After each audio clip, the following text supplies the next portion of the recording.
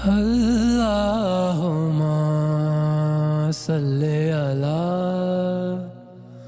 حضرت ابن عباس رضی اللہ تعالی عنہ سے روایت ہے کہ نبی کریم صلی اللہ علیہ وآلہ وسلم سوئے یہاں تک کہ آپ صلی اللہ علیہ وآلہ وسلم کھراٹے لینے لگے۔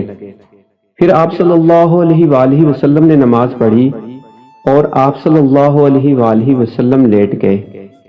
پھر کھراٹے لینے لگے۔ پھر آپ صلی اللہ علیہ وآلہ وسلم کھڑے ہوئے، اس کے بعد نماز پڑھی۔ پھر سفیان رضی اللہ تعالی عنہ نے ہم سے دوسری مرتبہ یہی حدیث بیان کی، عمرو سے، انہوں نے کریب سے، انہوں نے ابن عباس رضی اللہ تعالی عنہما سے نقل کیا کہ وہ کہتے تھے کہ ایک مرتبہ میں نے اپنی خالہ ام المؤمنین میمونہ رضی اللہ تعالی عنہا کے گھر رات گزاری تو میں نے دیکھا کہ رسول اللہ صلی اللہ علیہ وآلہ وسلم رات کو اٹھے۔ جب تھوڑی رات باقی رہ گئی تو آپ صلی اللہ علیہ وآلہ وسلم نے اٹھ کر ایک لٹکے ہوئے مشکیزے سے ہلکا سا وضو کیا۔ عمرو اس کا ہلکا پن اور معمولی ہونا بیان کرتے تھے، اور آپ صلی اللہ علیہ وآلہ وسلم کھڑے ہو کر نماز پڑھنے لگے تو میں نے بھی اسی طرح وضو کیا جس طرح آپ صلی اللہ علیہ وآلہ وسلم نے کیا تھا۔ پھر آ کر آپ صلی اللہ علیہ وآلہ وسلم کے بائیں طرف کھڑا ہو گیا۔ پھر آپ صلی اللہ علیہ وآلہ وسلم نے مجھے پھیر لیا اور اپنی داہنی جانب کر لیا۔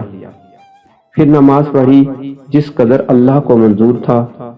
پھر آپ صلی اللہ علیہ وآلہ وسلم لیٹ گئے اور سو گئے، حتیٰ کہ خراٹوں کی آواز آنے لگی۔ پھر آپ صلی اللہ علیہ وآلہ وسلم کی خدمت میں مؤذن حاضر ہوا اور اس نے آپ صلی اللہ علیہ وآلہ وسلم کو نماز کی اطلاع دی۔ آپ صلی اللہ علیہ وآلہ وسلم اس کے ساتھ نماز کے لیے تشریف لے گئے۔